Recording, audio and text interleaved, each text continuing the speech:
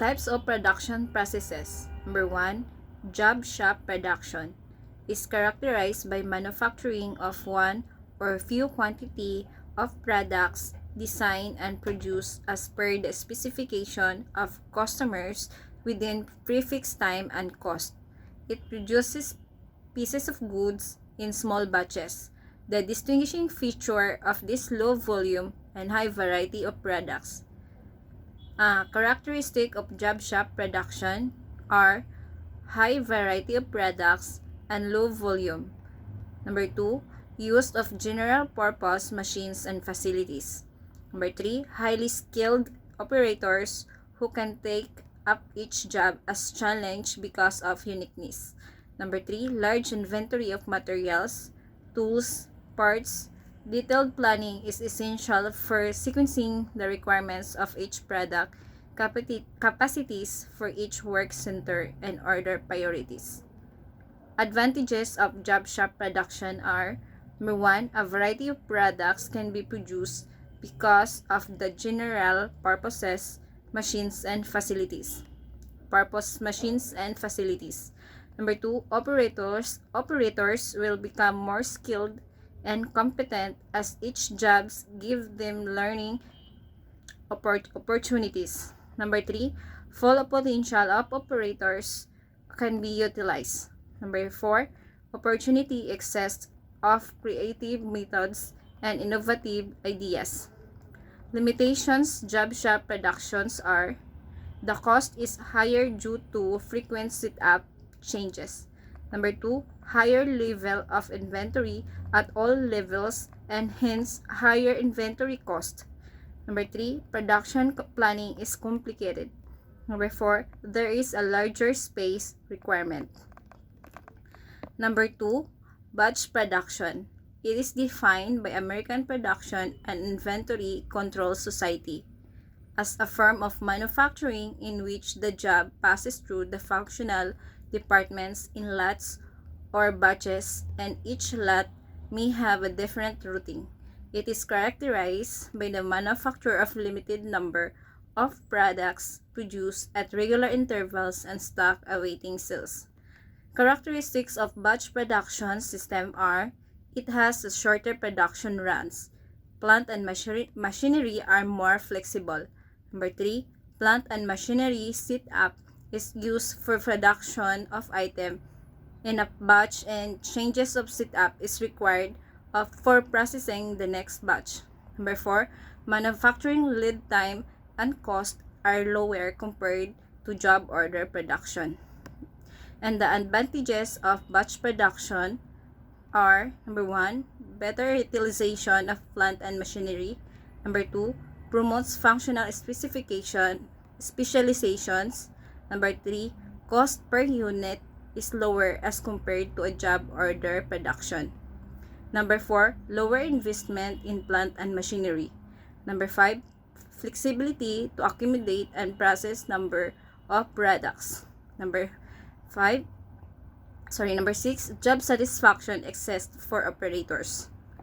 Limitations of batch production are: number 1, material handling is complex because of irregular and longer flows. Number 2, production planning and control is complex.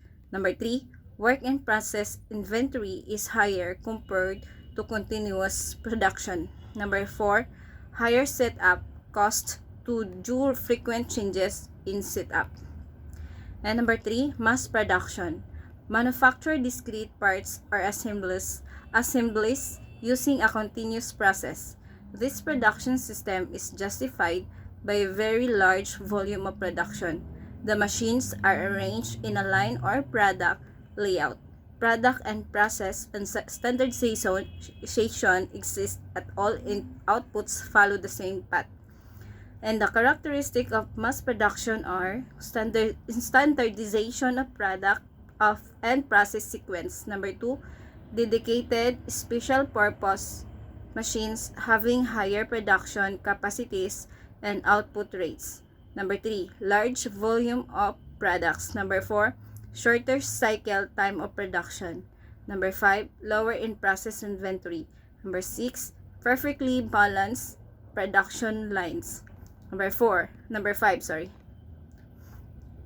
Number 6, flow of materials, components, and parts is continuous and without any backtracking.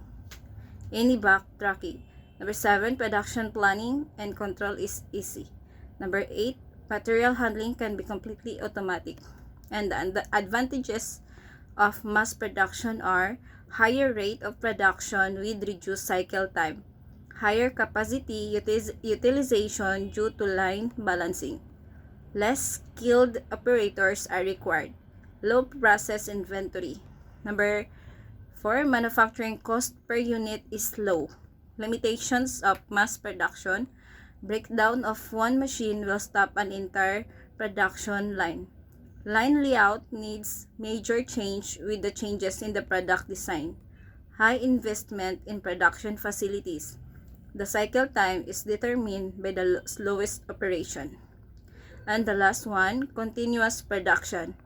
When facilities are arranged as per the sequence of production operations from the first operations to the first finished product, the items are made to flow through the sequence of operations through material handling devices such as conveyors, transfer devices, etc.